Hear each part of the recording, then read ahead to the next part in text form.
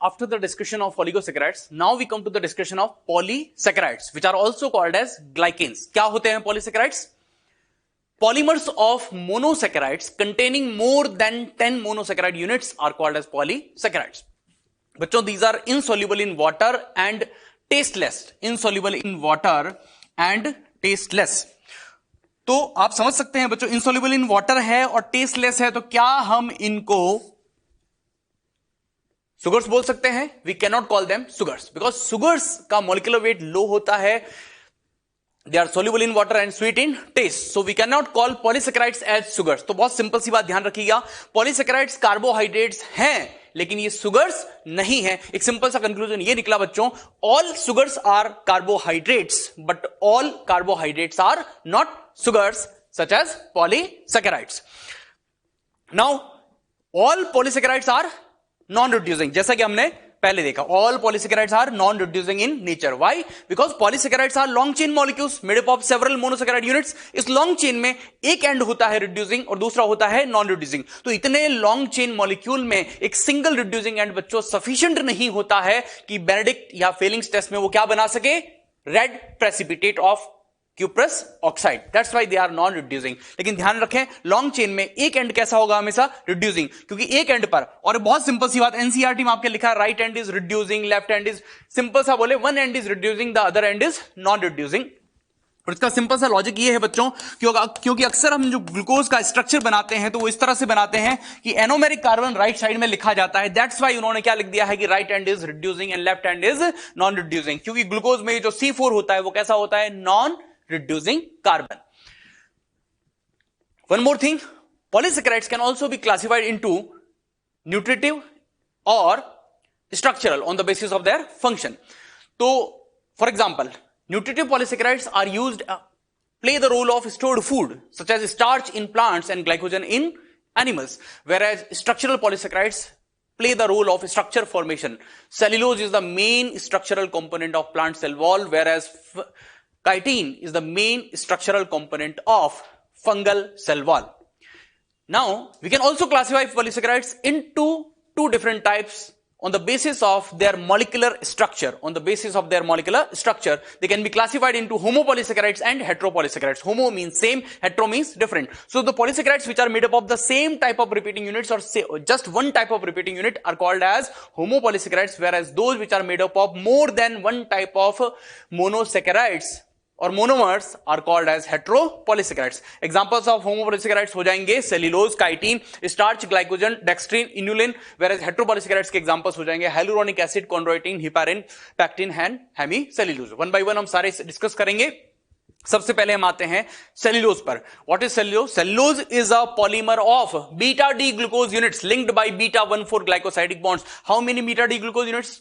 6,000 to 10,000. अब आप खुद समझ सकते हैं बच्चों, जब 6,000 to 10,000 यूनिट्स हैं तो it is a short chain molecule और it is a long chain molecule. Obviously it is a long chain molecule, है ना. तो and it is the main component of plant cell wall. Alright, it is the main component of plant cell wall. और जो would होता है plants में, जो would है उसमें 50% बाई मास क्या होता है? सेल्यूलोज. जबकि कॉटन में 90% बाई मास क्या होता है बच्चों? Cellulose. It is the most abundant organic compound in plant kingdom. ध्यान रखिएगा, it is the most abundant compound in organic compound in plant kingdom. आपसे पूछे पूरे अर्थ पर कौन सा है मोस्ट अबंडेंट ऑर्गेनिक कंपाउंड, आप कहेंगे ग्लूकोज. लेकिन आपसे पूछा जाए प्लांट किंगडम में सबसे ज्यादा मिलने वाला ऑर्गेनिक कंपाउंड कौन सा है, तब आपको कहना चाहिए सेल्यूलोज. इसके यूजेस की अगर हम बात करें तो it is used to form rayon fibre which is used to form clothes. Rayon fibre जो है वो क्या होता है? Modified form of cellulose, chemically modified cellulose. Cellulose के केमिकल मॉडिफिकेशन से ही क्या बनाया जाता है? Rayon fibre. और इसका टेक्सचर क्योंकि बच्चों नेचुरल सिल्क जैसा ही होता है इसलिए इसको बोल दिया जाता है आर्टिफिशियल सिल्क. लेकिन ध्यान रखिएगा, नेचुरल सिल्क क्या होता है? प्रोटीन. जबकि ये रेयन फाइबर जिसे आर्टिफिशियल सिल्क कहते हैं ये क्या होता है? केमिकली मॉडिफाइड सेल्यूलोज, या यूं कहें chemically modified carbohydrate. Then paper जो हम यूज करते हैं, what is paper? Paper is made up of plant pulp, और प्लांट पल्प में मेनली क्या होता है? Cellulose. So paper is also mainly cellulose. Then we come to starch. Starch is the main stored form of carbohydrate in plants. It is a polymer of alpha D glucose units. Alpha D glucose units का polymer होता है and it gives blue colour with iodine solution. ये बचपन में छोटी classes में आपने पढ़ा होगा, स्टार्च के लिए एक टेस्ट होता है जिसे बोलते हैं आयोडीन टेस्ट।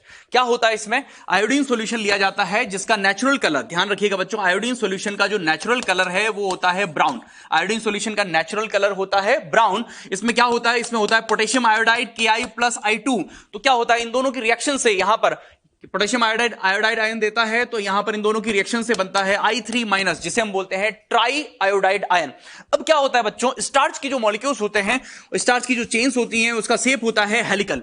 तो इन हेलिकल शेप्स में ये जो आयोडाइड ट्राई आयोडाइड आयंस हैं ये ट्रैप हो जाते हैं और यहां पर starch iodide try iodide ions के बीच में क्या होती है? बॉन्डिंग। और इस बॉन्डिंग की वजह से ये जो ब्राउन कलर है आयोडीन सॉल्यूशन का, ये चेंज हो जाता है किस कलर में? ब्लू कलर में। ठीक है, तो ध्यान रखिएगा, प्रैक्टिकली इसको ऐसे चेक किया जाता है बच्चों। फॉर एग्जांपल, एक व्हाइट पेपर लिया आपने, क्लीन व्हाइट पेपर, उस व्हाइट पेपर अगर आप आयोडीन सॉल्यूशंस की कुछ ड्रॉप्स डालें, 2-3 ड्रॉप्स डालें, तो वो कैसा दिखेगा? ब्राउन ही दिखेगा, बिकॉज स्टार्च ब्लू कलर नहीं, सेल्यूलोज ब्लू कलर नहीं देता। पेपर में मेनली क्या है? सेल्यूलोज की चेन्स होती है straight in shape. Cellulose chains कैसी होती है? Straight in shape. तो वहां पर ट्राई आयोडाइड आयंस ट्रैप हो नहीं पाएंगे, बॉन्डिंग हो नहीं पाएगा, तो ब्लू कलर नहीं आएगा। तो जब आयोडीन सॉल्यूशंस की ड्रॉप व्हाइट पेपर पर डाली जाती है तो ब्राउन कलर ब्राउन ही रहता है। लेकिन वही आयोडीन सॉल्यूशन जब हम एक कट किए हुए पोटैटो पर डालते हैं तो ब्राउन कलर चेंज हो जाता है ब्लू या ब्लू ब्लैक कलर में, which indicates that potato contains starch. और कितना क्या होता है पोटैटो में? Exactly 20% amylose and 80% amylopectin. अब आप पूछेंगे सर ये अमाइलोज और अमाइलोपेक्टिन क्या है? तो ध्यान से सुने बच्चों, स्टार्च चेन्स बेसिकली 2 टाइप्स की होती है, एक अनब्रांच्ड और दूसरी ब्रांच्ड। तो ये देखिएगा, अनब्रांच्ड चेन जो होती है उसे बोलते हैं अमाइलोज, जबकि ब्रांच्ड चेन जो होती है उसे क्या नाम दिया जाता है? अमाइलोपेक्टिन। क्या डिफरेंस है? It is unbranched, so it is made up of approximately 200 to 1000 alpha D glucose units, whereas this is made up of approximately 6000 to 37000 alpha D glucose units. ये अनब्रांच्ड है। तो यहां पर important बात ये है बच्चों, एक ही टाइप का ग्लाइकोसाइडिक लिंकेज या बॉन्ड पाया जाएगा और वो है अल्फा 1,4। जबकि जहां पर ब्रांचिंग होती है इसमें 2 टाइप्स के ग्लाइकोसाइडिक बॉन्ड्स मिलते हैं। स्ट्रेट चेन में तो मिलेंगे अल्फा 1,4 और जहां ब्रांच निकलती है, यानी जहां जो ब्रांचिंग पॉइंट है वहां पर मिलेगा अल्फा 1,6। तो ये ध्यान रखिएगा बच्चों। और ऑन एन एवरेज ब्रांचिंग कितने ग्लूकोज यूनिट्स पे होती है? 24 to 30 ग्लूकोज यूनिट्स के बाद एक ब्रांच निकलती है on an average in amylopectin. अब अमाइलोपेक्टिन का जो स्ट्रक्चर है बच्चों वो ग्लाइकोजन जैसा ही होता है ना, which is the main stored form of carbohydrate in animals. क्या डिफरेंस है? ध्यान से सुनिएगा बच्चों, बहुत सिंपल सी बात। अमाइलोज, अमाइलोपेक्टिन एंड ग्लाइकोजन, ये तीनों ही किसके पॉलीमर्स हैं? Alpha D glucose units. Number 1, ये तो है कॉमन बात। अब डिफरेंट क्या है? अमाइलोज है अनब्रांच्ड, अमाइलोपेक्टिन है ब्रांच्ड और ग्लाइकोजन भी कैसा है? ब्रांच्ड। अब अमाइलोपेक्टिन और ग्लाइकोजन में क्या डिफरेंस है? Number of branches are more in case of glycogen as compared to amylopectin. That's it. That is the difference. Simple. तो अब देखिएगा, अच्छा स्टोरेज जो होता है एनिमल बॉडी में कहां कहां होता है? लिवर एंड मसल्स, और उसमें से भी सबसे ज्यादा किसमें होता है? Liver, then muscles. ये ऑर्डर है। It is also called as animal starch because जो रोल स्टार्च का प्लांट बॉडी में है वही रोल ग्लाइकोजन का एनिमल बॉडी में। So it is also called as animal starch. Structure की बात करें, जैसा कि मैंने आपको बताया, it is highly branch polymer of alpha D glucose units. Branches का नंबर क्या होता है इसमें? ज्यादा, made up of approximately 6 lakh alpha D glucose units. तो आप अंदाजा लगा सकते हैं, ऑब्वियस सी बात है बच्चों, मॉलिक्यूलर वेट किसका ज्यादा है? ग्लाइकोजन का। It has both alpha 1,4 and alpha 1,6 glycosidic linkages. Alpha 1,6 glycosidic linkages कहां पर प्रेजेंट है बच्चों? ब्रांचिंग पॉइंट्स पे, है ना। ऑन एन एवरेज यहां पर 8 to 12 ग्लूकोज यूनिट्स के बाद एक ब्रांच निकल जाती है, यानी ब्रांचिंग यहां पर आपने गौर किया है ना, स्टार्च में 24 to 30 ग्लूकोज यूनिट्स के बाद ब्रांचिंग हो रही है, जबकि यहां पर 8 to 12, यानी ब्रांचिंग कहां ज्यादा फ्रीक्वेंट है? ग्लाइकोजन में। तो नंबर ऑफ ब्रांचेस भी किसमें ज्यादा होगा? ग्लाइकोजन में।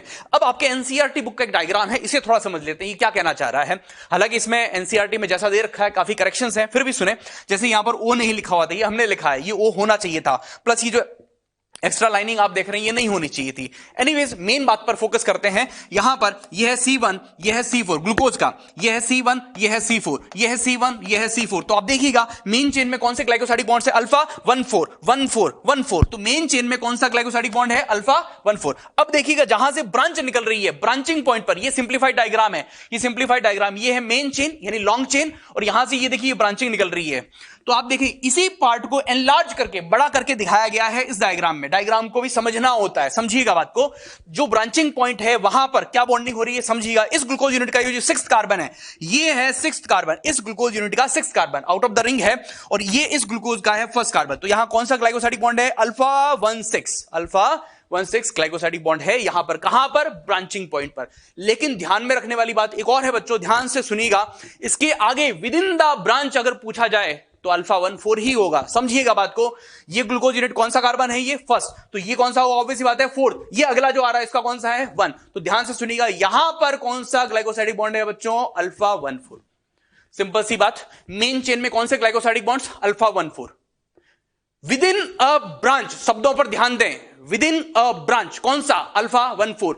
लेकिन आपसे पूछे एट ब्रांचिंग पॉइंट कौन सा, तो आप कहेंगे अल्फा 1,6। दैट्स इट, बस इतना ही ध्यान रखना है। और यही बात अमाइलोपेक्टिन के लिए अप्लाई होगी। The only difference is glycogen में ब्रांचेस का नंबर ज्यादा अमाइलोपेक्टिन की कंपैरिजन में। इसके बाद बच्चों हम आते हैं काइटिन पर। Chitin is the main structural component of fungal cell wall as well as exoskeleton of arthropods. Arthropods का एक्सोस्केलेटन काइटिन का ही बना होता है। What it is? It is a polymer of beta N acetyl D glucosamine. अब ये क्या चीज है?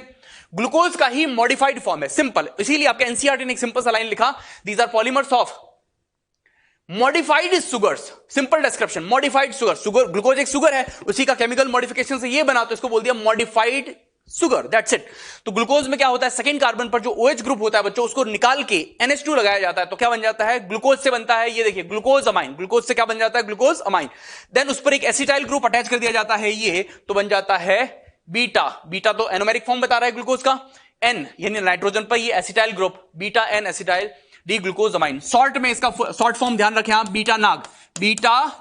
तो याद करने का बड़ा सिंपल तरीका है बच्चों, काइटिन बीटा नाग का पॉलीमर होता है। What is beta NAG? Beta N acetyl D glucosamine. That's it. ये स्ट्रक्चर आपको नहीं रटना है, नहीं याद करना है, सिर्फ ये बात समझने के लिए थी कि ये क्या है? मॉडिफाइड फॉर्म ऑफ ग्लूकोज, यानी it is a modified sugar. NCERT की इतनी सी लाइन हमें समझनी थी, इसलिए स्ट्रक्चर लाए यहां पर। That's it. Then it is also called as fungal cellulose. Why? Because cellulose का जो रोल प्लांट सेल वॉल में होता है बच्चों, वही रोल काइटिन का फंजाई के सेल वॉल में होता है। Then we come to inulin. What is inulin? Inulin is a polysaccharide made up of 25 to 35 fructose units, beta D fructose units linked by beta 1,2 glycosidic bonds. It is a soluble polysaccharide. Generally polysaccharides water में soluble नहीं होते हैं, generally, ठीक है। लेकिन कुछ polysaccharides जो है वो वाटर में सोल्यूबल होते हैं। 2 एग्जांपल्स आप ध्यान रखेंगे, एक है इनुलिन और दूसरा है अमाइलोज, जो हमने पीछे देखा था। दूसरा है अमाइलोज, ठीक है, ध्यान रखेंगे आप। प्लांट्स होते हैं डलिया एंड आर्टिचॉक, इनकी रूट्स में ये पाया जाता है। It is a soluble polysaccharide and it is also the smallest storage polysaccharide. अच्छा, सोल्यूबल होने की वजह से बच्चों इसका एक यूज किया जाता है, it is use to measure GFR। It is use to measure GFR measure करने के लिए ये यूज किया जाता है। What is GFR? Glomerular filtration rate. ये एक टेस्ट होता है which is done to check the functioning of kidneys ठीक से काम कर रही है या नहीं, उसके लिए एक मेडिकल टेस्ट होता है जिसे बोलते हैं GFR test, glomerular filtration rate. Water में सोल्यूबल है, plus because it is not metabolized by the enzymes of human body में वो एंजाइम ही नहीं है जो उसका मेटाबॉलिज्म कर सके, तो ये एज इट इज पास हो जाएगा and that is why it is used to measure GFR। ध्यान रखिएगा, छोटी सी बात है। Then we come to dextrin. Dextrin क्या होता है? It is an intermediate compound form during digestion of starch and glycogen. तो बच्चों क्या होता है यहां पर?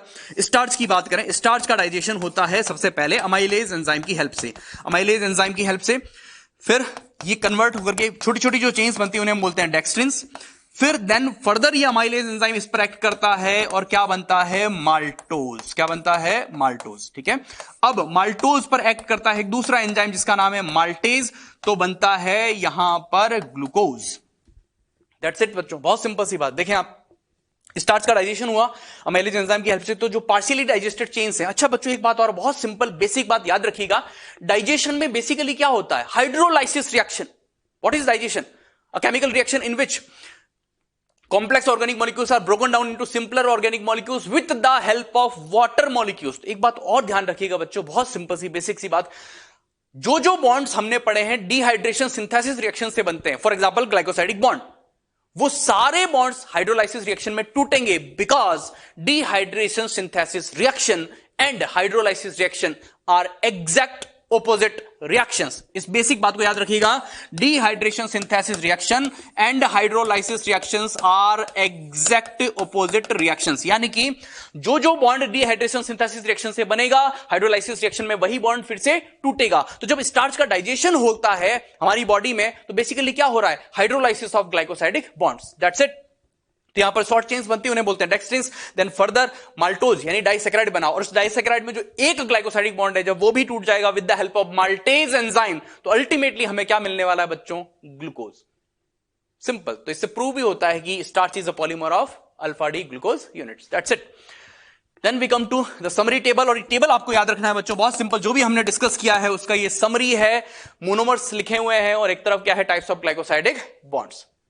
Then we come to heteropolysaccharides, which are made up of more than one types of monosaccharide units.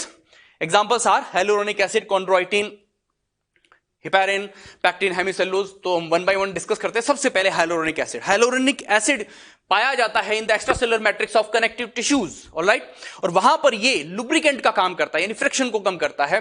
Plus it is also found as animal cell coat. Animal cell coat का क्या meaning है? एनिमल सेल मेम्ब्रेन की outer surface पर पाया जाता है, और वहां पर ये एडजेसेंट एनिमल सेल्स को आपस में बाइंड करने का काम करता है, बाइंडिंग मटेरियल का काम करता है. दैट इज वाई इसका एक और नाम है, इसका एक डिस्क्रिप्शन है, इसे क्या बोलते हैं? Animal cement. It is made up of D glucuronic acid and N-acetyl D-glucosamine. अब ये क्या चीज अभी हमने देखा बच्चों? This is a modified form of glucose. Similarly glucuronic acid is also a modified form of glucose. Basically आपको यहां पर ये बताना चाह रहे हैं कि इसमें देखिए एक से ज्यादा टाइप्स के मोनोमर यूनिट्स हैं. That's it. ये फंडा समझ में आए आपको, इसलिए ये एग्जांपल दिया गया है. तो hyaluronic acid is a heteropolysacharide. Then we come to chondroitin. Chondroitin भी कनेक्टिव टिश्यू में पाया जाता है. स्पेसिफिकली कहां पर? कॉन्ड्रोसाइट्स. आप देखें है ना, एक टर्म आता है कॉन्ड्रोसाइट्स. कॉन्ड्रो वर्ड आए जहां भी उसका मतलब होता है कार्टिलेज. Chondro means cartilage. तो cartilage is also type of connective tissue. आप पढ़ेंगे it is also found in connective tissue. Then we come to heparin. What is heparin? Heparin is also a heteropolysaccharide which acts as anticoagulant of blood. देखिए बच्चों क्या होता है, किसी person को अगर चोट लग जाए और ब्लीडिंग होने लगे, तो ब्लीडिंग स्टॉप होनी चाहिए, क्योंकि अननेसेसरी ब्लड लॉस होना किसी पर्सन के लिए डेंजरस हो सकता है. लेकिन कोई पर्सन चुपचाप बैठा हुआ है अपने घर में, उसे कोई चोट नहीं लगी, अब ब्लड वेजल्स के अंदर क्लॉट बन जाए, तो ये बहुत ही हार्मफुल हो सकता है उसके लिए. It may lead to heart attack और brain stroke. Getting the point? तो इंटैक्ट ब्लड वेजल्स में कभी ब्लड क्लॉटिंग नहीं होना चाहिए, और अंडर नॉर्मल कंडीशंस उसे प्रिवेंट करने का काम कौन करता है? एक हेटेरोपॉलीसैकेराइड करता है, जिसका नाम है heparin. So it is called as anticoagulant of blood. Then we come to pectins. What are pectins? Pectins are also heteropolysaccharides and these are found in cell wall. Cellulose fibrous जो होते हैं, सेलुलोज के जो bundles होते हैं, उनको आपस में बाइंड करने का काम करता है पैक्टिन. बाइंडिंग मटेरियल का काम करता है. Plus it is also found in middle lamella. Salts of pectin called as calcium and magnesium pectates are found in middle lamella, which is the middle layer present between two adjacent plant cells. और इसीलिए इसका एक और नाम क्या है बच्चों? Plant cement. It is called as plant cement. Hemicellulose, it is a heteropolysaccharide found in cell wall along with cellulose and pectins. Then we come to a special type of polysaccharides called as mucopolysaccharides. Mucopolysaccharides क्या होते हैं बच्चों? Muco means mucilaginous. Mucilaginous means sticky, या यूं कह ले viscous nature के polysaccharides होते हैं, जिन्हें बोलते हैं mucopolysaccharides. These have the capacity to bind proteins as well as water. Water solvent है, प्रोटीन्स दूसरे सॉल्यूट्स हैं. तो कुल मिलाकर के इनमें क्या होता है? चिपचिपा सा नेचर इनका होता है. विस्कस नेचर के पॉलीसेक्राइड्स जो होते हैं उन्हें क्या बोलते हैं? म्यूकोपॉलीसेक्राइड्स. एक कॉमन एग्जांपल है इसका म्यूसिलेज. म्यूसिलेज किसमें मिलता है? फॉर एग्जांपल एलोवेरा आपने देखा होगा, एलोवेरा जेल इज म्यूसिलेज. भिंडी, सिंपल सी बात है, लेडीज फिंगर, जब उसको कट करते हैं तो जो चिपचिपा पदार्थ होता है वो है mucopolysaccharide, mucilage. Simple. It is a polymer of galactose, alternating units of galactose and mannose. So heteropolysaccharide. It is more abundant in succulent xerophytes. अभी आपको एलोवेरा का एग्जांपल दिया, एक और एग्जांपल कैक्टस फॉर एग्जांपल, तो उनमें ये पाया जाता है. क्या सिग्निफिकेंस है? ये इनमें एक प्रकार का एडेप्टेशन है, बिकॉज जो ज़ेरोफाइट्स होते हैं उनके लिए चैलेंज क्या है? Water conservation. तो यहां पर म्यूकोपॉलीसेक्राइड्स की हेल्प से वो ज्यादा से ज्यादा वाटर का क्या कर सकते हैं? Storage. So it is N adaptation in these plants. ध्यान रखिएगा बच्चों, it is N adaptation in these plants. और बाकी जितने भी हेटेरोपॉलीसेक्राइड्स हमने पढ़े, हाइलुरोनिक एसिड, कॉन्ड्रोइटिन, वो सब भी किसके एग्जांपल्स हैं? म्यूकोपॉलीसेक्राइड्स के. तो बच्चों after the completion of discussion of carbohydrates, now we come to second type of biomolecules and that is lipids. क्या होते हैं लिपिड्स? तो बच्चों सबसे पहली बात, lipids are a group of water insoluble compounds. We can also say fats and their derivatives are collectively called as lipids. These are insoluble in water but soluble in organic solvents like acetone, benzene, chloroform, hot alcohol, ether, etc. Why? Simply because these organic solvents are non-polar in nature और chemistry में आप एक basic rule पढ़ते हैं like dissolves like, यानी polar solvent dissolves polar solutes whereas non-polar solvents dissolve non-polar solutes. And because these are non-polar substances, fats are non-polar substances or lipids are non-polar substances, so that is why they are soluble in organic solvents but not in water. These are also compounds of carbon, hydrogen and oxygen like carbohydrates, but these we cannot call them carbohydrates. Why? Because the ratio of hydrogen and oxygen is not the same as in case of water. That is, it is not 2:1. That is why we cannot call them carbohydrates. Alright. Then अगर हम बात करें energy obtain करने के लिए अच्छा substrate क्या होगा respiratory substrate cellular respiration process के लिए, तो आंसर है carbohydrates as compare to fats. Why? Because energy अगर जल्दी ऑब्टेन करनी हो तो कार्बोहाइड्रेट्स ही अच्छे हैं, फैट्स अच्छे नहीं है. Fats which are a type of lipids are slowly oxidised as compare to carbohydrates. The question is why? Because the amount of oxygen relative to carbon is very less in fats और lipids as compare to carbohydrates. आइए इस बात को एक example से समझते हैं. इसी बात को हम दूसरे वर्ड्स में ऐसे कह सकते हैं बच्चों कि O/C ratio, number of oxygen atoms upon number of carbon atoms, O/C ratio of lipids is less than that of carbohydrates. एक एग्जांपल लेते हैं एक फैटी एसिड का जिसका जो है palmitic acid. What are fatty acids? Fatty acids are carboxylic acids which are obtained as the result of hydrolysis of fats. Fats के hydrolysis से हमें जो कार्बोक्सिलिक एसिड्स मिलते हैं बच्चों, उन्हें क्या बोलते हैं? Fatty acids. एक एग्जांपल है पामेटिक एसिड. इसका फॉर्मूला होता है C15H31COOH या हम कह सकते हैं C16H32O2. तो आप देखें इसमें ऑक्सीजन एटम्स कितने हैं? 2. कार्बन कितने हैं? 16. तो रेशियो क्या होगा? O/C ratio 2/16 1/8 means 0.125. लेकिन वहीं पर अगर हम इसको कंपेयर करें ग्लूकोज के साथ विच इज अ कार्बोहाइड्रेट और शुगर, ग्लूकोज का फॉर्मूला आप सभी जानते हैं C6H12O6. तो ऑक्सीजन कितने हैं? 6. कार्बन कितने हैं? 6. तो 6/6 कितना आया? 1. तो आप देखें O/C रेशियो किसका कम है? पामेटिक एसिड का.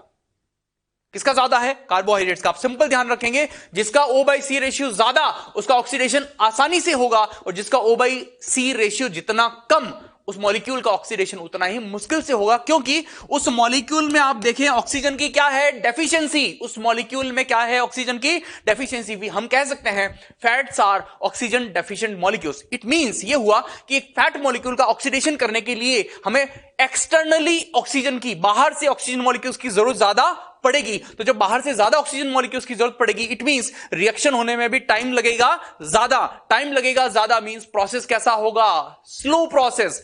तो फैट्स का ऑक्सीडेशन स्लो होता है as compare to carbohydrates. Practically इसे बहुत सिंपल वे में आप ऐसे याद रख सकते हैं बच्चों, जब किसी पर्सन को चक्कर आते हैं तो उसे ग्लूकोन डी पिलाया जाता है, ग्लूकोज पिलाया जाता है, ग्लूकोज का एक्वा सॉल्यूशन. उसे घी नहीं पिलाया जाता. सिंपल वे में ऐसे याद रख सकते हैं क्योंकि ग्लूकोज के ऑक्सीडेशन से एनर्जी जल्दी मिलती है, उसका ऑक्सीडेशन आसान होता है.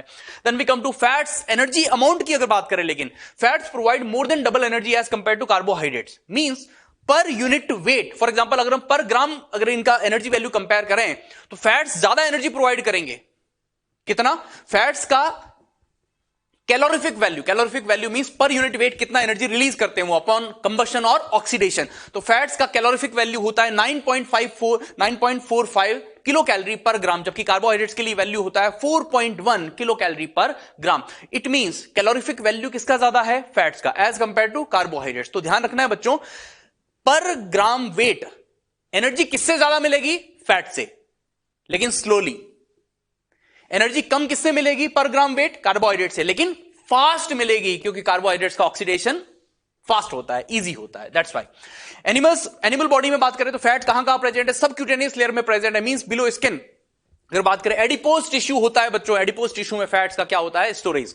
इसका रोल क्या है? सिग्निफिकेंस क्या है? It acts as a food reservoir. एक तो फूड रिजर्वायर के तौर पे काम आता है, plus it also acts as heat shock absorber. Heat shock absorber का क्या मीनिंग है बच्चों?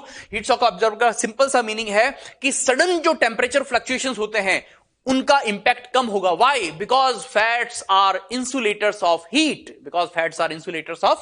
तो जो कोल्ड एरियाज में पाए जाने वाले एनिमल्स होते हैं, फॉर एग्जांपल वेल्स वगैरह, इनमें एक थिक लेयर ऑफ फैट पाया जाता है जिन्हें बोलते हैं ब्लबर, जो कि इन्हें कोल्ड टेम्परेचर से बचाता है. Now animals store maximum amount of food in the form of fats. Body में फूड एनिमल बॉडी में सबसे ज्यादा फूड का स्टोरेज, न्यूट्रिएंट्स का स्टोरेज किस फॉर्म में होता है? फैट्स की फॉर्म में, याद रखिएगा। अच्छा, इसका रीजन क्या है? इसका लॉजिकल रीजन ये है बच्चों, क्योंकि फैट्स वाटर में इनसोल्यूबल होते हैं, तो वो एक जगह पड़े रहेंगे कंडेंस्ड फॉर्म में, जबकि जो कार्बोहाइड्रेट्स हैं वाटर में सोल्यूबल है, शुगर्स, तो वो तो जहां जहां एक्वस सॉल्यूशन होगा वहां वहां पूरे में फैले हुए होंगे, डिफ्यूज्ड होंगे, तो ज्यादा स्टोरेज नहीं हो पाएगा। तो ज्यादा अमाउंट में अगर न्यूट्रिएंट्स को स्टोर करना हो तो बॉडी, मेनली एनिमल बॉडी में फूड का स्टोरेज किस फॉर्म में होता है? फैट्स की फॉर्म में। ध्यान रखिएगा बच्चों। एक और इंपॉर्टेंट बात, generally lipids do not form polymers. हमने देखा कि polysaccharides are polymers of monosaccharides, आगे हम देखेंगे proteins are polymers of amino acids, nucleic acids are polymers of nucleotides. लेकिन ये वो कैटेगरी है बायोमोलिक्यूल्स की जो कि जनरली पॉलीमर्स नहीं। जनरली क्यों लिखा? क्योंकि एक एक्सेप्शन हम देखेंगे इनका, वो है क्रोमोलिपिड्स, आगे आएगा। Generally lipids do not form polymers, ध्यान रखिएगा। Now we come to classification of lipids. Lipids can be broadly classified into three types: simple lipids, conjugated or compound lipids, and derived lipids. क्या होता है? One by one. सबसे पहले simple lipids. क्या होते हैं simple lipids बच्चों? These are esters of an alcohol and one or more long chain fatty acids. एक अल्कोहल होगा और एक या एक से ज्यादा फैटी एसिड मॉलिक्यूल्स होंगे। सिंपल लिपिड्स को ब्रॉडली टू टाइप्स में डिवाइड किया जाता है बच्चों, ग्लिसराइड्स एंड वैक्सेस। सबसे पहले ग्लिसराइड्स की हम बात करेंगे, ठीक है। ग्लिसराइड्स क्या होते हैं? These are esters of fatty acids and glycerol. Esters of fatty acids and glycerol. Now the question is what are fatty acids? Very simple, fatty acids are carboxylic acids. Organic chemistry के point of view से बात करें बच्चों तो इसमें कौन सा functional group होता है? COOH, means these are carboxylic acids. Now what is glycerol? Glycerol is a alcohol. आप देखें सफिक्स क्या है? Ol, means it is an alcohol. It is a tri hydroxy alcohol, means इसके स्ट्रक्चर में कितने hydroxy groups मिलेंगे आपको? Tri means three hydroxy groups इसमें होते हैं। It is also called as tri hydroxy propane. क्यों बोलते हैं? अभी लॉजिक समझते हैं, इधर देखिएगा। ये स्ट्रक्चर जो आप देख रहे हैं ये है प्रोपेन, फॉर्मूला C3H8, ऑलराइट। अब इसमें ये जो 3 हाइड्रोजन एटम्स आप देख रहे हैं इनको रिप्लेस कर दिया OH से, OH, तो क्या बन गया? ग्लिसरॉल। तो प्रोपेन में 3 हाइड्रोजन के रिप्लेसमेंट से बना है ना, बाई हाइड्रोक्सी ग्रुप्स, तो नाम दे दिया tri hydroxy propane. That's it. That is a simple logic. याद रखिएगा, glycerol is also called as trihydroxypropane. Now हमने देखा एक बात और बच्चों, 10th क्लास में भी आप बेसिक रिएक्शन पढ़ लेते हैं जिसका नाम है एस्टेरिफिकेशन। क्या होता है एस्टेरिफिकेशन?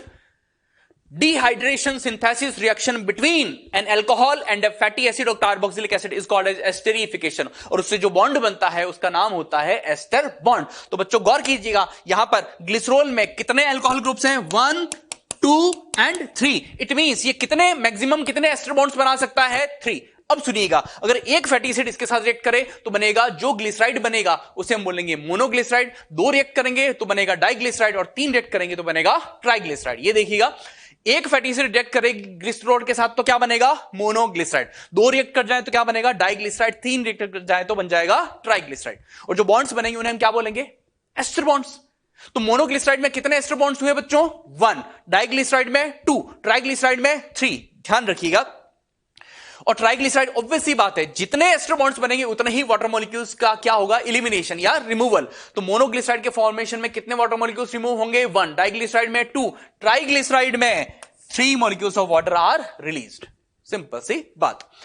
नाउ ग्लिसराइड, ये ट्राइग्लिसराइड का फॉर्मेशन रिएक्शन की फॉर्म में दिखाया गया है। यहां पर है 3 फैटी एसिड्स, समझिएगा 3 फैटी एसिड्स अलग अलग है ना। इसके आर ग्रुप को बोल दिया, R group means alkyl group, इसको बोल दिया R1, R2, R3, प्लस इसका रिएक्शन किसके साथ हो रहा है? ग्लिसरॉल, ट्राईहाइड्रोक्सीप्रोपेन। तो आप देखें, एक वाटर मॉलिक्यूल यहां से, दूसरा यहां से और तीसरा यहां से। कितने वाटर मॉलिक्यूल्स रिमूव हुए? 3H2O। प्लस यहां पर जो न्यूली फॉर्म्ड बॉन्ड है वो है ये न्यूली फॉर्म्ड बॉन्ड है, इनका नाम है एस्टर बॉन्ड। तो कितने एस्टर बॉन्ड्स हैं बच्चों एक ट्राइग्लिसराइड मॉलिक्यूल में? 3 एस्टर बॉन्ड्स। इसको न्यूट्रल फैट्स भी बोलते हैं बच्चों, क्योंकि सिंपल इन पर नेट चार्ज होता है 0, आयोनाइजेबल ग्रुप कोई है ही नहीं। That is why they are also called as neutral fats. Then बच्चों ये जो ट्राइग्लिसराइड्स होते हैं ना, इनको फर्दर 2 कैटेगरीज में डिवाइड किया जाता है। कौन कौन से? Saturated triglycerides are called as fats, whereas unsaturated triglycerides are called as oils. अब ये saturated और unsaturated क्या है, इसका फंडा समझने के लिए हमें पहले ये समझना पड़ेगा कि फैटी एसिड्स 2 तरह के होते हैं, saturated fatty acids and unsaturated fatty acids. तो ये बात को समझते हैं। सबसे पहले सैचुरेटेड फैटी एसिड का एग्जांपल हम लेते हैं जिसका नाम है स्टीरिक एसिड। इसके अंदर 18 कार्बन एटम्स होते हैं, आप काउंट कर सकते हैं बच्चों। इंपॉर्टेंट बात यह है कि फैटी एसिड है तो कार्बोक्सिलिक एसिड फंक्शनल ग्रुप तो होगा ही होगा। ये रहा कार्बोक्सिलिक एसिड फंक्शनल ग्रुप, ठीक है। अब मेरा एक सिंपल क्वेश्चन आपसे, गौर कीजिएगा, क्या इस मॉलिक्यूल में आपको कहीं भी डबल बॉन्ड नजर आ रहा है? तो आपको उम्मीद करता हूं आपका जवाब होगा यस सर, नजर आ रहा है, कहां पर है, ये रहा। तो ये डबल बॉन्ड किस किस एटम्स के बीच में, कौन कौन से एटम्स के बीच में, कार्बन एंड ऑक्सीजन एटम्स। मेरा अगला सवाल, क्या इस पूरे मॉलिक्यूल में आपको कहीं भी कार्बन कार्बन डबल बॉन्ड नजर आ रहा है बच्चों? कार्बन डबल बॉन्ड कार्बन ढूंढिए, नहीं मिलेगा आपको। तो ये ऐसे फैटी एसिड्स में कार्बोक्सिलिक फंक्शनल ग्रुप तो होगा ही होगा। ऐसे फैटी एसिड्स जिनमें कार्बन कार्बन के बीच में सिर्फ और सिर्फ सिंगल बॉन्ड हो, कोई डबल बॉन्ड ना हो, उन्हें कहते हैं सैचुरेटेड फैटी एसिड्स। इसी मॉलिक्यूल का लाइन डायग्राम कैसा होगा, ये ऐसा होगा, देखिएगा ये लाइन डायग्राम, स्टीरिक एसिड का ही लाइन डायग्राम कुछ ऐसा। ये carboxylic acid functional group CH2 CH2 CH2 CH2 and so on. Okay बच्चों, नेक्स्ट आता है एक अनसैचुरेटेड फैटी एसिड का एग्जांपल लेते हैं, जिसका नाम है ओलिक एसिड। क्या नाम है बच्चों उसका? Oleic acid. गौर कीजिएगा, इस मॉलिक्यूल को गौर से देखें और मेरा सवाल सुने ध्यान से। क्या इस मॉलिक्यूल में आपको कहीं भी डबल बॉन्ड्स नजर आ रहे हैं? आपका आंसर होना चाहिए यस। ये देखिए, एक तो ये और दूसरा ये है कार्बन और ऑक्सीजन के बीच में, जबकि ये है कार्बन और कार्बन के बीच में। तो मेरा अगला सवाल, क्या इसमें कार्बन डबल बॉन्ड कार्बन है? यस। क्या इसमें कार्बन सिंगल बॉन्ड कार्बन है? यस। ये देखिए, ये क्या है? Carbon single bond carbon. ये क्या है? Carbon single bond. तो अनसैचुरेटेड फैटी एसिड्स वो होते हैं बच्चों जिनमें कार्बन कार्बन के बीच में सिंगल बॉन्ड भी हो और कार्बन कार्बन एटम्स के बीच में डबल बॉन्ड भी हो। Minimum 1 carbon carbon double bond होना चाहिए, तब हम उस फैटी एसिड को क्या बोलेंगे? Unsaturated fatty acid. एग्जांपल हो जाएगा ओलिक एसिड। क्योंकि इसमें सिर्फ एक ही कार्बन कार्बन डबल बॉन्ड है, तो इसको हम बोल देंगे mono unsaturated fatty acid. Mono means 1। ये इसका लाइन डायग्राम। अब देखें आप डिफरेंस क्या है बच्चों, यहां पर लाइन डायग्राम देखें, इसमें ये जो बैंड आप देख रहे हैं ना, यहां पर जो कार्बन कार्बन डबल बॉन्ड होता है, देखिए आप पहले स्टीरिक एसिड का स्ट्रक्चर देखें, जिगजैग सीधा, ये बात आगे काम आने वाली ही है, गौर कीजिएगा इस पे। तो यहां पर कार्बन कार्बन डबल बॉन्ड जहां, इसका हाइब्रिडाइजेशन केमिस्ट्री में आप पढ़ते हैं, इसका हाइब्रिडाइजेशन होगा sp2, ज्योमेट्री होगी ट्राइगोनल प्लेनर। तो यहां पर ये जो कार्बन आप देख रहे हैं, है ना, ये 9th नंबर कार्बन एटम और 10th, इनके अराउंड यहां पर एक बैंड आ जाता है। ये बैंड आ जाता है और ये बैंड आगे बहुत इंपॉर्टेंट रोल प्ले करेगा। ये हमें ये बात समझने में हेल्प करेगा कि why oils exist in liquid form at room temperature, where ghee which is an example of fat और saturated triglyceride, why ghee exist in solid form at normal room temperature. तो समझिएगा बात को। टेबुलर फॉर्मेट में डिफरेंसेस जो हमने डिस्कस किए, saturated fatty acids only single bonds are present between carbon carbon atoms, whereas here double bonds are also present along with single bonds between carbon carbon atoms. Okay, next, these saturated fatty acids are also called as non essential. Why? Because they can be synthesized in animal body. हमारी body में, animal body में वो enzymes होते हैं जो unsaturated fatty acid को किसमें convert कर सके? सैचुरेटेड में। That is why they are non essential. ये फूड में ना हो तो भी चलेगा काम, लेकिन इनकी बात करें बच्चों तो इनमें से क्या होते हैं? ये एसेंशियल, बिकॉज क्योंकि इनको सिंथेसाइज करने के लिए एनिमल बॉडी में एंजाइम्स नहीं होते। So these are essential fatty acids and they must be present in the diet. Then ये जो अभी आपको बात बताई, नॉर्मली जो है सैचुरेटेड फैटी एसिड्स वाले जो ट्राइग्लिसराइड्स होते हैं, जिन्हें हम बोलते हैं फैट्स, देखिए बच्चों वो ट्राइग्लिसराइड जिसमें ऑल 3 फैटी एसिड्स कैसे हो? सैचुरेटेड, उसे हम बोलेंगे फैट। अगर एक भी फैटी एसिड उसमें अनसैचुरेटेड हुआ तब हम उसे क्या बोलेंगे? ऑयल। सिंपल सी बात। तो यहां पर ये जो फैट्स होते हैं जिनमें सारे तीनों फैटी एसिड्स कैसे हैं? सैचुरेटेड, वो नॉर्मल रूम टेम्परेचर या यूं कहें स्टैंडर्ड रूम टेम्परेचर यानी 25 डिग्री सेल्सियस पर किस फॉर्म में मिलेंगे आपको? सॉलिड फॉर्म में, जबकि ये किस फॉर्म में मिलेंगे आपको? लिक्विड फॉर्म में। For example butter and ghee solid form में ही होते हैं, जबकि coconut oil and mustard oil ये किसमें होते हैं? लिक्विड फॉर्म में। अब बच्चों आपके यहां पर माइंड में डाउट आता है बच्चों कि सर कोकोनट ऑयल सर्दियों में जो है वो जम जाता है। बच्चों आपने खुद ही बोला सर्दियों में ध्यान रखिएगा तापमान 25 डिग्री सेल्सियस से नीचे चला जाता है तभी वो जमता है। 25 डिग्री सेल्सियस पर ये भी लिक्विड फॉर्म में ही होता है। That's it. Then metabolically less reactive होते हैं ये सैचुरेटेड और ये होते हैं कंपैरेटिवली मोर रिएक्टिव। व्हाई? बहुत सिंपल सा लॉजिक है बच्चों, आगे आप केमिस्ट्री में भी पढ़ते हैं। एल्केन्स जो होते हैं जहां कार्बन कार्बन सिंगल बॉन्ड्स हैं वो लेस रिएक्टिव होते हैं एज कंपेयर टू एल्कीन्स। वही लॉजिक यहां अप्लाई होता है क्योंकि यहां पर कार्बन कार्बन के बीच में क्या होता है? Double bond. That is why these are comparatively more reactive, chemically more reactive, we can also say metabolically more reactive. So metabolic reactions में पार्टिसिपेट करेंगे तो इनके एनिमल बॉडी में स्टोर होने की टेंडेंसी क्या होगी? कम, जबकि इनके एनिमल बॉडी में स्टोर होने की टेंडेंसी क्या होगी बच्चों? ज्यादा। जिनकी स्टोर होने की टेंडेंसी ज्यादा है, जब एक्सेस अमाउंट इकट्ठा हो जाएगा तो बच्चों इसमें से काफी अमाउंट जो है वो कोलेस्ट्रॉल में कन्वर्ट हो जाएगा और एक्सेस कोलेस्ट्रॉल जो है हमारी ब्लड वेजल्स की इनर लाइनिंग में जाकर के डिपॉजिट हो जाता है और उससे होती है cardiovascular diseases. For example heart problems, getting the point. आप एक टर्म सुनेंगे एथेरोस्क्लेरोसिस, तो ये सारी प्रॉब्लम्स होती हैं किससे होंगी? इनके इंटेक से ज्यादा। अब there are basically two types of food habits, vegetarian and non vegetarian. तो जो एनिमल फैट होता है बच्चों, उसमें ध्यान रखिएगा सैचुरेटेड फैटी एसिड्स का अमाउंट ज्यादा होता है ना, जबकि जो प्लांट फैट होता है, प्लांट ऑयल्स जो बात करें, उसमें अनसैचुरेटेड फैटी एसिड्स कंपैरेटिवली ज्यादा होते हैं। Simple examples of saturated fatty acids हो जाएंगे पायमेटिक एसिड, स्टीरिक एसिड हमने पहले देखा, एक और है एराकिडिक एसिड। देन ये है अनसैचुरेटेड फैटी एसिड्स के examples, oleic acid, linoleic acid, linolenic acid and arachidonic acid. ये आपको एग्जांपल्स याद रखने हैं बच्चों, है ना, सिंपल एग्जांपल्स हैं। अब number of carbon carbon double bonds कितना है वो आगे मेंशन किया हुआ है। ओलिक एसिड में 1, लिनोलिक एसिड में 2, लिनोलेनिक एसिड में 3 और एराकिडोनिक एसिड में 4 कार्बन कार्बन डबल बॉन्ड्स। जिस अनसैचुरेटेड फैटी एसिड में एक single carbon carbon double bond हो उसे बोलते हैं MUFA, full form mono unsaturated fatty acid, और जिसमें एक से ज्यादा हो उसे बोलते हैं PUFA, full form poly unsaturated fatty acids. Getting the point. Olive oil जो होता है ना बच्चों, उसमें पूफा ज्यादा होते हैं। Getting the point. तो जिन पर्सन को कार्डियोवास्कुलर डिसीजेस होती हैं, डॉक्टर्स उनको रिकमेंड करते हैं कि you should include olive oil in your diet. That's the logic. Then we come to waxes, second type of simple lipids. याद कीजिए सिंपल लिपिड्स में बच्चों दो ही तरह के कंपाउंड्स रिएक्ट करके बनते हैं। क्या? एक होता है अल्कोहल और दूसरा होता है कार्बोक्सिलिक एसिड। तो यहां पर भी ऐसा ही होगा। Waxes are monoesters. Mono means one. Monoesters with only one molecule of fatty acid attached to a monohydroxy alcohol. Alcohol कैसा होगा बच्चों? गौर करने वाली बात है। मोनोहाइड्रोक्सी मतलब उसमें सिर्फ एक ही OH ग्रुप होगा। इट मींस वैक्स के फॉर्मेशन में अल्कोहल कभी भी ग्लिसरॉल नहीं होगा, क्योंकि ग्लिसरॉल कैसा अल्कोहल है बच्चों? Tri hydroxy alcohol. याद रखिएगा। These are also simple lipids. तो रिएक्शन में कैसे शो करेंगे? 1 fatty acid molecule plus 1 monohydroxy alcohol plus क्या बनेगा? 1 मॉलिक्यूल ऑफ वैक्स, और क्या रिलीज होगा? 1 वाटर मॉलिक्यूल। यानी एक ही एस्टर बॉन्ड होगा बच्चों, वैक्स के मॉलिक्यूल में एक ही एस्टर बॉन्ड होगा, एक से ज्यादा कभी नहीं हो सकता। तो अब एक आपकी अंडरस्टैंडिंग चेक करते हैं, आपने कितना ध्यान से सुना। दो स्टेटमेंट है, आपको ट्रू फॉल्स बताना है। पहला statement, waxes are monoesters, this is a true statement. जबकि अगर बात करें वैक्सेस आर मोनोग्लिसराइड्स, बच्चों ये हो जाएगा फॉल्स, बिकॉज वैक्सेस में मोनोग्लिसराइड में क्या होता है? Glycerol plus 1 fatty acid. Waxes में तो अल्कोहल कभी ग्लिसरॉल होता नहीं है, सो वी कैन नॉट से वैक्सेस आर मोनोग्लिसराइड्स। ये कैसा स्टेटमेंट होगा? फॉल्स। सिंपल सी बात। आगे बढ़ते हैं। इसके बाद आता है बच्चों सेकंड टाइप ऑफ लिपिड्स, वो है कंजुगेटेड और कंपाउंड लिपिड्स। ये ब्रॉडली 2 टाइप्स के होते हैं, phospholipids and glycolipids. Phospholipids are also called as phosphatides और फॉस्फोलाइपेंस। ये नेम ज्यादा यूज होता है, इसे ध्यान रखें आप। सबसे पहले फॉस्फोलिपिड्स की हम बात करते हैं। फॉस्फोलिपिड्स किससे बने होते हैं? These are made up of glycerol plus 2 molecules of fatty acids plus phosphoric acid plus a nitrogenous compound. ठीक है। अब इनमें एक बात और, इनके स्ट्रक्चर से रिलेटेड बात करें बच्चों, इसमें 2 तरह के पार्ट्स होते हैं, एक होता है हाइड्रोफिलिक और दूसरा होता है हाइड्रोफोबिक। और ऐसे मॉलिक्यूल्स जिनमें हाइड्रोफिलिक और हाइड्रोफोबिक दोनों पार्ट्स होते हैं उन्हें बोलते हैं amphipathic molecules.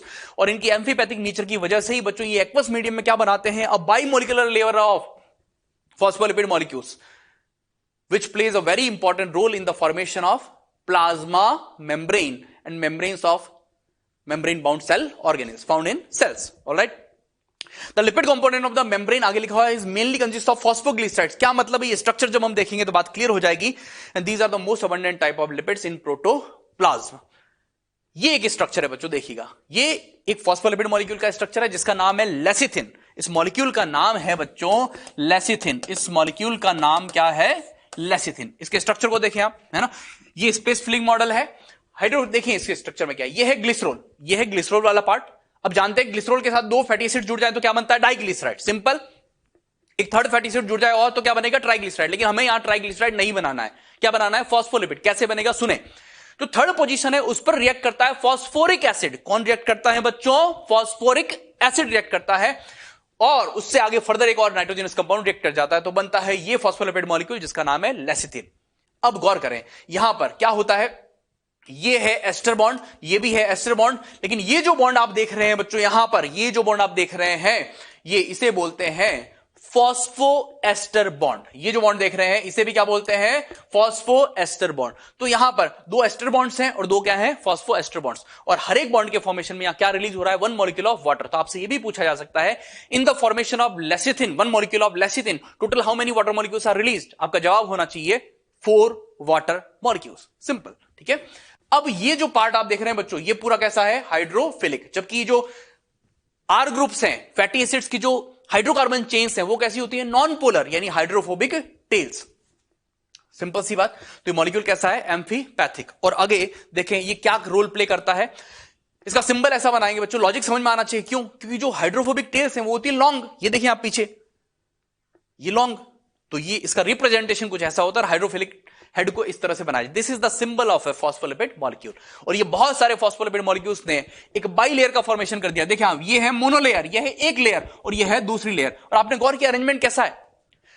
Non polar tales एक दूसरे के कॉन्टेक्ट में है, और पोलर हेड ग्रुप्स जो है वो किसकी तरफ है? अंदर की तरफ। सेल के अंदर होता है cytosol, liquid part of cytoplasm is called as cytosol. जहां मीडियम कैसा है? जहां मीडियम कैसा है बच्चों? एक्वस। वहीं एक्स्ट्रा सेल्युलर फ्लूइड में भी सॉल्वेंट कौन है? वाटर। यानी बाहर भी मीडियम कैसा है? एक्वस। तो आपने गौर किया, वाटर मॉलिक्यूल्स होते हैं पोलर नेचर के। Water is a polar solvent. तो पोलर सॉल्वेंट के कॉन्टेक्ट में आ रहा है इन फॉस्फोलिपिड मॉलिक्यूल्स का पोलर हाइड्रोफिलिक पार्ट, जबकि नॉन पोलर टेल्स एक दूसरे के कांटेक्ट में है। तो ये एक स्टेबल अरेंजमेंट हो जाता है which provides stability to the plasma membrane. एक और इंपॉर्टेंट बात आती है बच्चों, जो मैंने पहले भी बताई थी आपको, गौर कीजिएगा। वो क्या है?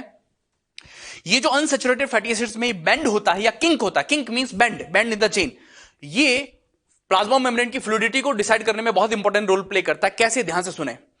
अगर प्लाज्मा मेम्ब्रेन में जो फॉस्फोलिपिड्स है उनमें अनसैचुरेटेड फैटी एसिड्स का अमाउंट ज्यादा है, तो वो क्लोज पास नहीं आ पाएंगे।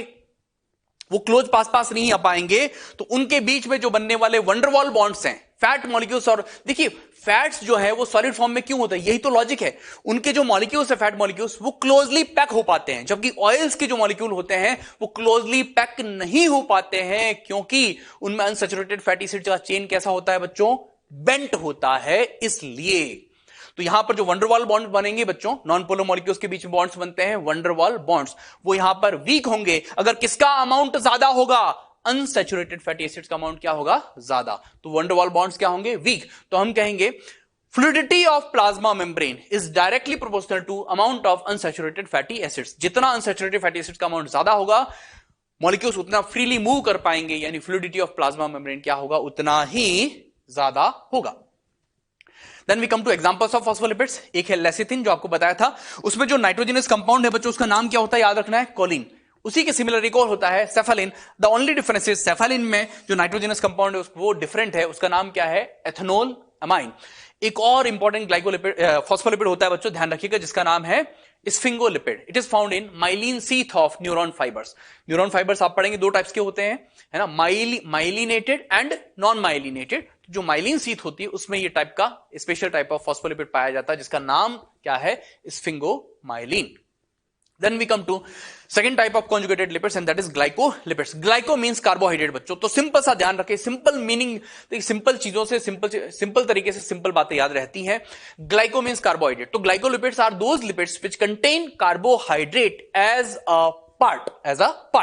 तो देखिए आप, ये formula 1 fatty acid plus sphingosine, यहां पर एक डिफरेंट टाइप ऑफ एल्कोहल है जिसका नाम क्या है? Sphingosine plus carbohydrate part. Simple examples लेते हैं। 2 एग्जांपल्स हैं यहां पर, सेरिब्रोसाइट्स एंड गैंग्लियोसाइट्स। सेरिब्रोसाइट्स जो है ब्रेन के सेरिब्रम वाले पार्ट में है ना, जिसमें से होता है व्हाइट मैटर, तो उसमें पाए जाते हैं। जबकि गैंग्लियोसाइट्स जो होते हैं they are found in nerve ganglia और स्प्लीन। सिंपल सो क्या होते हैं? दीज आर सिंपल, इतनी सी बात ध्यान रखनी है। These are examples of glycolipids, means lipids which contain carbohydrate as a part.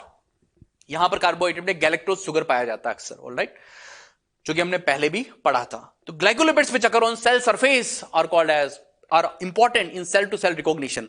देखिए टिश्यू फॉर्मेशन में क्या होता है? टिश्यू की जो सेल्स होती है ना, उनकी सरफेस पर जो ग्लाइकोलिपिड्स और ग्लाइकोप्रोटीन्स होते हैं, उसमें आपस में इंटरेक्शन होता है, बॉन्डिंग होती है, जिसकी वजह से वो सेल्स आपस में बाइंड कर पाती है। तो वहां पर ये बहुत इंपॉर्टेंट रोल प्ले करते हैं। Then we come to derived lipids. Derived lipids क्या होते हैं? Lipids which are formed as the result of chemical modification of simple and compound lipids are called as derived lipids. Simple, ये broadly 2 types के होते हैं, steroids and chromolipids. ठीक है, इनका स्ट्रक्चर कंपैरेटिवली कॉम्प्लेक्स है as compare to the simple and compound lipids. Examples हैं 2 types के, स्टीरॉइड्स एंड क्रोमोलिपिड्स। सबसे पहले स्टीरॉइड्स। क्या होते हैं स्टीरॉइड्स? स्टीरॉइड्स का स्ट्रक्चर कुछ ऐसा होता है बच्चों, ये इंपॉर्टेंट बात है, टेट्रासाइक्लिक स्ट्रक्चर होता है इनका। Tetra means 4, cyclic means rings. तो इनके स्ट्रक्चर में आपको 4 रिंग्स मिलेंगे। देखिए आप, 1 2 3 4, ऐसा 4 रिंग स्ट्रक्चर आपको, फ्यूज्ड रिंग्स, 4 फ्यूज्ड रिंग्स है ना, मिले तो वो समझ लीजिएगा क्या है? Steroid. On the basis of functional group, steroids are mainly classified into 2 types, sterols and sterones. नाम से मिल रहा है, ओल मींस कौन सा ग्रुप होगा? OH। ओन मींस कौन सा ग्रुप होगा? Ketone. That's it. So these are alcoholic steroids, these are ketonic steroids. सबसे पहले sterols, these are alcoholic steroids. Example हो जाएगा कोलेस्टेरॉल. देखिए आप पीछे सफिक्स क्या आ रहा है? Ol means alcohol group. ये कोलेस्टेरॉल का स्पेसिफिक स्ट्रक्चर है. अब देखिए आप पिछले स्ट्रक्चर से कंपेयर करना, आप इसको देखिएगा.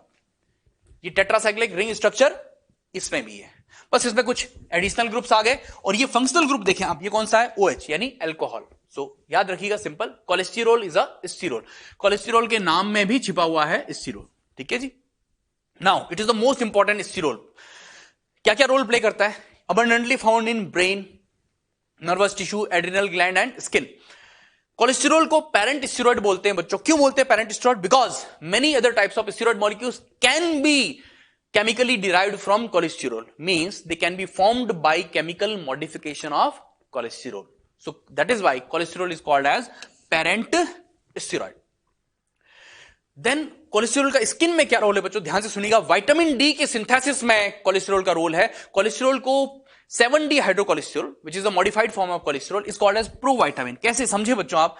स्किन में होती है सिबेशियस ग्लैंड्स जो सीक्रेट करती है वैक्सी मटेरियल जिसका नाम है सीबम. इस सीबम में होता है 7D हाइड्रोकोलेस्टेरॉल जो कि यूवी रेज की प्रेजेंस में कन्वर्ट हो जाता है into cholecalciferol which is a form of vitamin D. That's why it is called as provitamin. Cholesterol को बच्चों most decorated micromolecule in biology भी कहा जाता है. क्यों? ध्यान से सुने.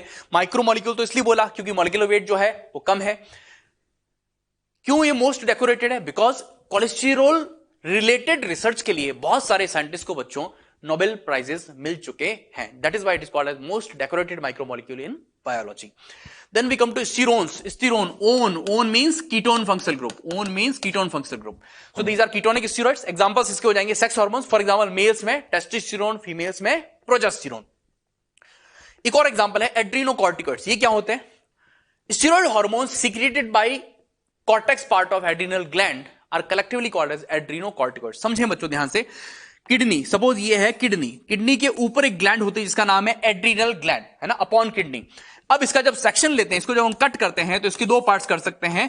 एक है पेरिफेरल पार्ट और एक है central part. Central part is called as medulla, जबकि पेरिफेरल पार्ट, आउटर पार्ट को बोलते हैं कॉर्टेक्स. सिंपल. तो कॉर्टेक्स पार्ट की जो सेल्स होती हैं बच्चों वो स्टेरॉइड हार्मोन्स फॉर्म करती हैं और उनको सीक्रेट करती हैं. उन्हें कलेक्टिवली क्या बोलते हैं? एड्रीनोकॉर्टिकॉइड्स. सिंपल सी बात. Adreno means adrenal gland, cortic means cortical cortex part, oids means steroid hormones. Simple. So chromolipids मैंने आपको बताया था generally lipids do not form polymers, लेकिन एक कैटेगरी ऐसी है बच्चों जो क्या फॉर्म करते हैं? पॉलीमर्स फॉर्म करते हैं. These are chromolipids. What are these are? These are composed of repeated isoprene units, means these are polymers of isoprene units. These are also called as terpenoids. एक एग्जांपल हम लेते हैं, इसका एक एग्जांपल है beta carotene which is a precursor of vitamin A. Beta carotene बच्चों पाया जाता है कैरेट में, गाजर में. इसीलिए आपने सुना होगा गाजर खाने से आंखों की रोशनी बढ़ती है. वाई?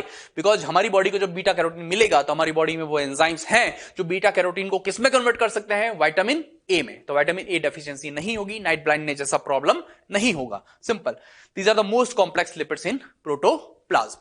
तो बच्चों after the discussion of lipids we come to the third category और third type of biomolecules and that is proteins.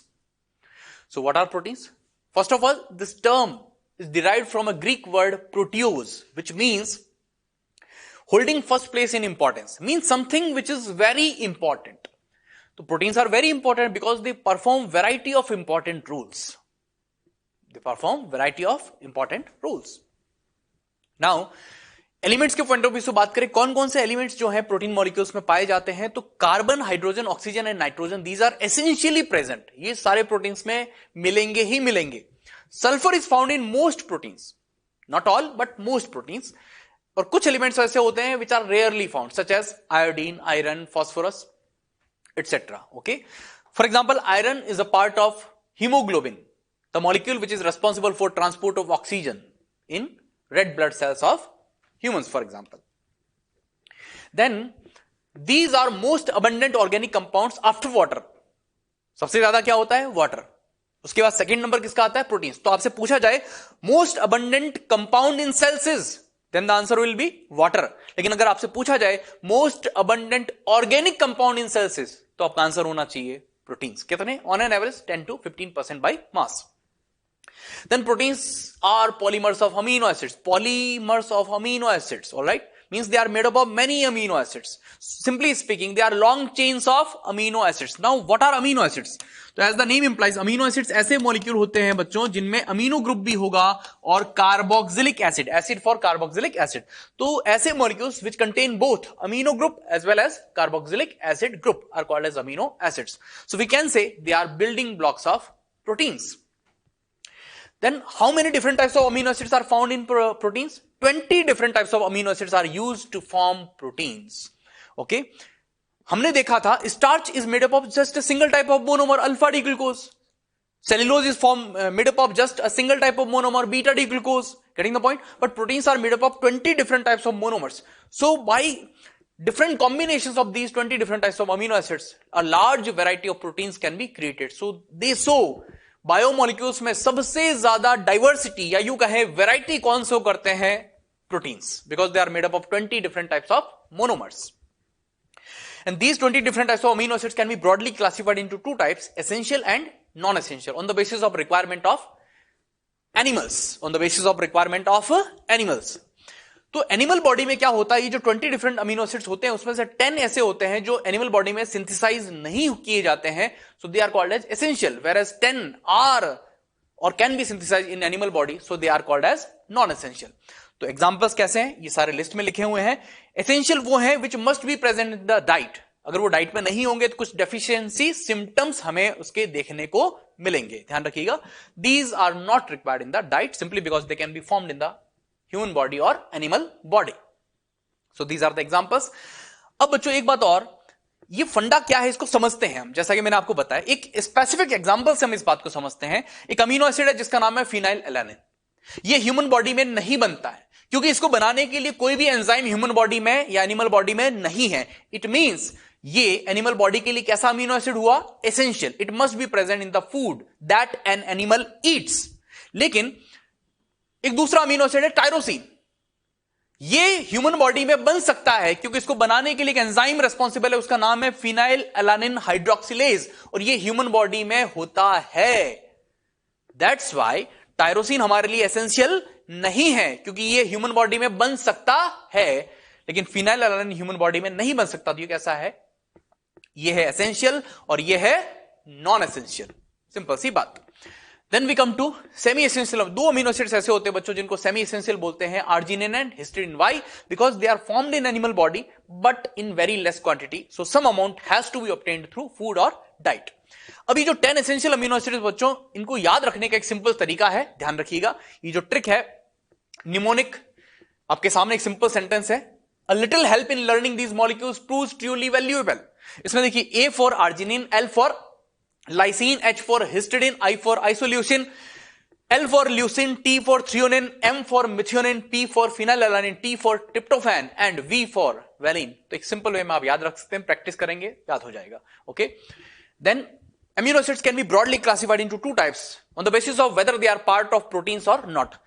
देखिए, ऑर्गेनिजम्स की बॉडी में more than 300 different types of amino acids पाए जाते हैं, लेकिन सभी प्रोटीन्स बनाने में काम नहीं आते. तो जो अमीनो एसिड्स प्रोटीन्स बनाने के काम आते हैं उन्हें बोल देते हैं प्रोटीन अमीनो एसिड्स और प्रोटीनेशियस अमीनो एसिड्स, जबकि जो प्रोटीन्स बनाने में काम नहीं आते उन्हें बोल देते हैं नॉन प्रोटीन अमीनो एसिड्स और non proteinaceous amino acids. Okay बच्चों, केवल 20 अमीनो एसिड्स ही कैसे होते हैं? Proteinaceous amino acids. बाकी सारे कैसे होते हैं? Non proteinaceous amino acids. Got it? And जो प्रोटीनेशियस अमीनो एसिड्स होते हैं बच्चों, उनमें वो क्या होता है? ऑर्गेनिक कंपाउंड्स है ऑफ कोर्स. उनमें अमीनो ग्रुप, जैसा कि मैंने आपको बताया था, एंड एसिडिक ग्रुप यानी carboxylic acid group, they are present as substituents on the same carbon called as alpha carbon, and that is why they are called as alpha amino acids. ये बात देखें आप, स्ट्रक्चर से clear हो जाएगी. Organic chemistry में आप पढ़ेंगे कि कार्बोक्सिलिक एसिड फंक्शनल ग्रुप के साथ जो कार्बन डायरेक्टली अटैच्ड होता है उसे कहते हैं alpha carbon. Now if amino group is directly attached to alpha carbon, that amino acid is called as alpha amino acid, and all protein amino acids are alpha amino acids. Now बच्चों, जितने भी 20 protein amino acids हैं उन सब में ये structure जो है वो जनरलाइज स्ट्रक्चर है. और ये पार्ट जो आप देख रहे हैं इस आर ग्रुप को छोड़ के, ये जो पार्ट देख रहे हैं आप, वो सब में क्या होता है? सेम. बस क्या चीज डिफरेंट होती है? Are group. ये डिफरेंट है इसलिए इसको क्या बोल दिया? वेरिएबल ग्रुप और variable side chain. Variable group और variable side chain. Simple. Then आपने देखा जो कार्बन है वापस देखिए इस स्ट्रक्चर को, कार्बन की वैलेंसी कितनी होती है 4, वी से कार्बन इज टेट्रावैलेंट। इस कार्बन एटम की 4 वैलेंसी को कौन ऑक्यूपाई कर रहे हैं, एक पोजीशन पर है कार्बोक्सिलिक एसिड, दूसरे पर अमीनो, तीसरे पर हाइड्रोजन एटम और चौथे पर क्या है आर यानी वेरिएबल ग्रुप। यही बात यहां पर लिखी हुई है। हम इसे ऐसे भी देख सकते हैं बच्चों कि अमीनो एसिड्स आर सब्स्टिट्यूटेड मैथेन्स। ये एनसीईआरटी का लाइन है, इसको समझें आप। मैथेन का फॉर्मूला सभी को पता है, क्या होता है बच्चों CH4। मैथेन का फॉर्मूला क्या होता है CH4। अब इसमें ये जो 3 पोजीशंस हैं, मैथेन में 3 पोजीशंस पर अगर हम सब्स्टिट्यूशन कर दें, मींस रिप्लेसमेंट कर दें, इस H को रिप्लेस कर दें COH से कार्बोक्सिलिक एसिड ग्रुप, इसको रिप्लेस कर दें अमीनो ग्रुप से और इसको रिप्लेस कर दें R ग्रुप से, तो क्या बन जाएगा amino acid. That's it. So we can say amino acids are substituted methanes. All, एक और इंपॉर्टेंट बात बच्चों नोट कीजिएगा, all protein amino acids are alpha amino acids, but all alpha amino acids are not protein amino acids. alpha amino acids तो बहुत सारे होते हैं एनिमल की बॉडी में, ऑर्गेनिजम्स की बॉडी में, है ना। For example ornithine and citrulline, these are examples of alpha amino acids, but these are not used to form proteins, means these are not protein amino acids. तो simple सी बात ध्यान रखिएगा, all protein amino acids are alpha amino acids, but all alpha amino acids are not protein amino acids. Then we come to structures of protein amino acids. अगर structure की बात करें बच्चों तो ऑन द बेसिस ऑफ, हमने देखा क्या चीज डिफरेंट है R group. On the basis of R group there are many different types of amino acids. For example glycine में वो R ग्रुप होता है हाइड्रोजन, ओके। अलानिन में वो R ग्रुप होता है मिथाइल ग्रुप CH3। सीरीन में वो R ग्रुप होता है hydroxy methyl group CH2OH। So R group is different in all 20 different protein amino acids. So these are the structures of these specific amino acids given in your NCERT book. ध्यान रखिएगा। The chemical and physical properties of amino acids are essentially due to this amino group, carboxylic group and R group. Okay बच्चों, ये NCERT की line है, simple सी बात। ये सारे जो केमिकल और फिजिकल प्रॉपर्टीज होती है मेनली इन्हीं ग्रुप्स की वजह से है। एक और इंपॉर्टेंट बात बच्चों, लेकिन इसमें थोड़ा सा चेंज करें, ध्यान से सुनिएगा अगली बात को। इनमें हमने देखा ये पार्ट तो सब में क्या है सेम, ये पार्ट तो क्या सब में सेम, क्या चीज डिफरेंट केवल R। तो अगली बात ध्यान से सुने, इनकी केमिकल और फिजिकल प्रॉपर्टीज में जो डिफरेंसेस होंगे वो किस वजह से होंगे बच्चों, वो होंगे R ग्रुप की वजह से। तो ध्यान से सुनिएगा अगली बात को, differences in chemical and physical properties of amino acids are only due to difference in their R group. Simple सी बात। Then we come to classification of amino acids on the basis of relative number of carboxylic and amino groups. Amino acids are broadly classified into 3 types: acidic, basic and neutral. Acidic amino acids दो होते हैं 20 में से, aspartic acid and glutamic acid. Alkaline और basic 3 होते हैं, lysine, arginine and histidine, और remaining 15 जो होते हैं बच्चों वो न्यूट्रल अमीनो एसिड्स होते हैं। अब क्या होते हैं एसिडिक अमीनो एसिड्स, समझिएगा बात को। एसिडिक अमीनो एसिड्स को बोलते हैं मोनो अमीनो डाइकार्बोक्सिलिक एसिड्स। नाम से, डिस्क्रिप्शन से हिंट मिल रहा है, मोनो मींस 1, तो एक अमीनो ग्रुप होगा, dicarboxylic means 2 carboxylic acid group होंगे, 1 amino and 2 carboxylic acids group. एक स्पेसिफिक एग्जांपल देखें आप, this is the structure of glutamic acid. ये स्ट्रक्चर आपको याद हो जाए तो ठीक है, याद करना जरूरी नहीं, लॉजिक समझाने के लिए आपको ये स्ट्रक्चर्स बना के दिए गए हैं, ध्यान से सुने। यहां पर ये है अल्फा कार्बन, ये कार्बोक्सिलिक ग्रुप जुड़ा हुआ है, अमीनो ग्रुप ये H, और ये है इसका R group CH2 COOH। Ionised form में ये ऐसा दिखेगा। अब देखिए आप इसमें नेट चार्ज कितना होगा, सेल्स में सेल्यूलर पीएच होता है अप्रोक्सीमेटली 7, ओके। 7 पीएच पर ये इस फॉर्म में मिलता है। देखिए नेट चार्ज कितना, माइनस माइनस, और ये है प्लस, तो 2 माइनस और 1 प्लस, तो नेट चार्ज कितना होगा बच्चों -1। तो ये नेगेटिवली चार्ज फॉर्म में मिलते हैं at cellular pH which is approximately 7, okay.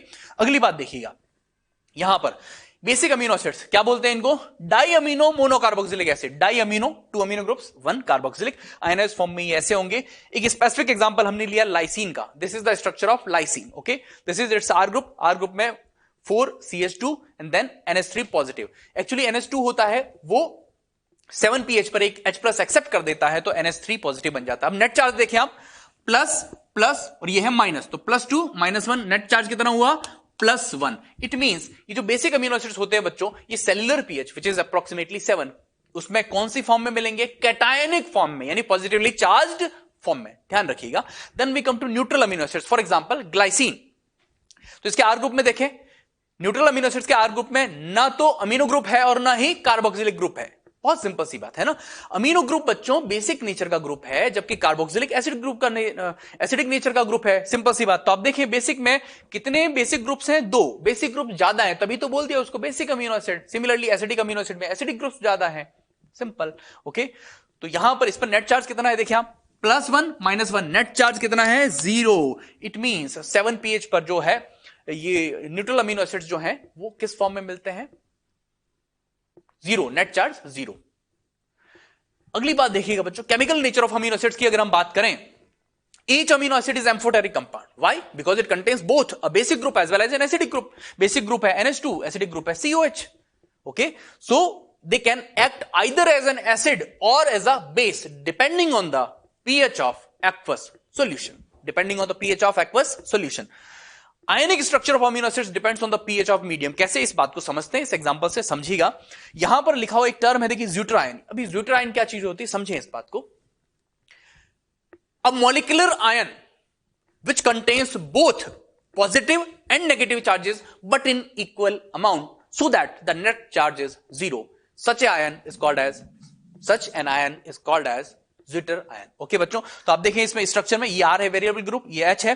समझ लीजिए हम सिंपल एग्जांपल लेते हैं ग्लाइसिन का। ओके, तो यहां पर H होगा, ये COH ये आयनाइज्ड फॉर्म में है। ओके, माइनस नेट चार्ज अभी कितना है? 0। अभी नेट चार्ज कितना है? 0। अब सपोज हम लेबोरेटरी में इसके एक्वा सॉल्यूशन में बाहर से ऐड कर देते हैं स्ट्रॉन्ग एसिड HCl। बाहर से हमने स्ट्रॉन्ग एसिड ऐड कर दिया HCl। ओके, तो क्या होगा? pH डिक्रीज होगा, या यूं कहें H+ आयन कॉन्सेंट्रेशन बढ़ेगा। तो वो H+ को, ये जो CO- ग्रुप है, ये H+ को क्या कर लेगा? एक्सेप्ट। जब ये H+ को एक्सेप्ट कर लेगा बच्चों, तो देखिए यहां पर आ जाएगा COH। तो अब यहां पर ये नेट पॉजिटिव चार्ज है +1, तो नेट चार्ज कितना है? +1। कब हुआ बच्चों? गौर कीजिएगा, यहां पर जब हमने बाहर से क्या ऐड किया? एसिड। ओके, सिमिलरली एक स्पेसिफिक pH पर ये ज़्यूट्रायन है। अच्छा बच्चों, जिस pH पर कोई अमीनो एसिड ज़्यूट्रायनिक फॉर्म में मिलता है ना, उस pH वैल्यू को उस अमीनो एसिड का कहते हैं आइसोइलेक्ट्रिक पॉइंट या isoelectric pH।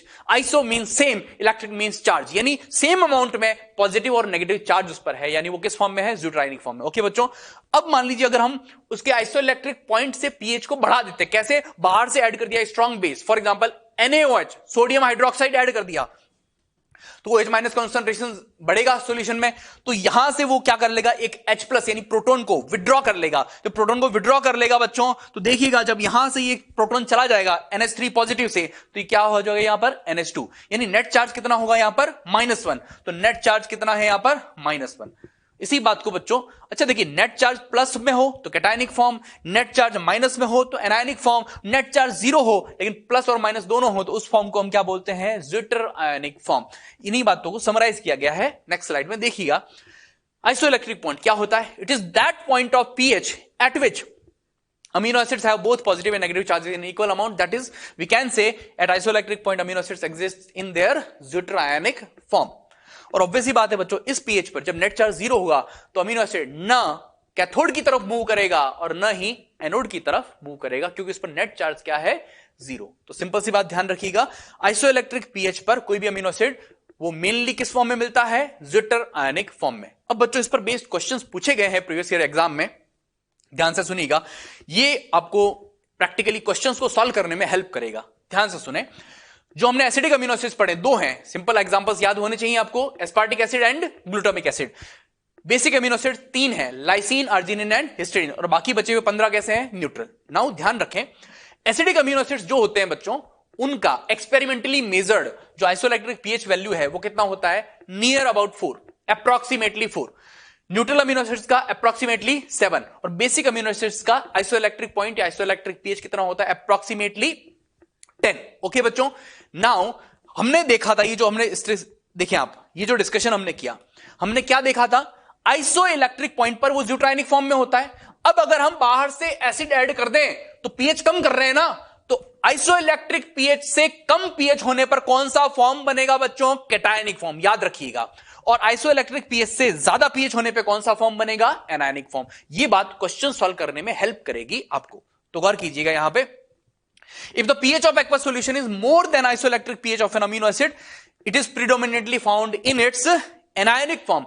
But if the pH of aqueous solution is less than isoelectric pH of an amino acid, then it is found predominantly in its cationic form. आइए एक question solve करते हैं. Previous year exam में question पूछा गया, AIIMS 2015 में question पूछा गया. Which of the following pair of amino acids have positive charge at pH 7? तो क्वेश्चन को समझिए बच्चों. पहले pH 7 पर पॉजिटिव चार्ज किस अमीनो एसिड को होगा? पॉजिटिव चार्ज किस अमीनो एसिड का होगा? जिसका आइसोइलेक्ट्रिक पॉइंट 7 से क्या होगा? ज्यादा. तभी तो ये 7 pH उसका आइसोइलेक्ट्रिक पॉइंट से क्या है? कम. इट मींस आपसे सिंपली ये पूछा गया बच्चों कि किसका आइसोइलेक्ट्रिक pH 7 से ज्यादा है, और वो कौन से होते हैं? अभी आपको टेबल में दिखाया, ये देखिए आप टेबल.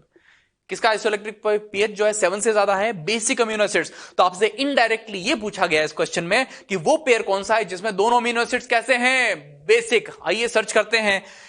ASP यानी aspartic acid, GLU glutamic acid, acidic है दोनों. This is lysine arginine. Obvious ही बात है, ये पेयर दोनों किसका है? बेसिक अमीनो एसिड्स का. यही आंसर हो जाएगा. ये है glycine alanine, neutral amino acid. Aspartic acid acidic, glycine neutral.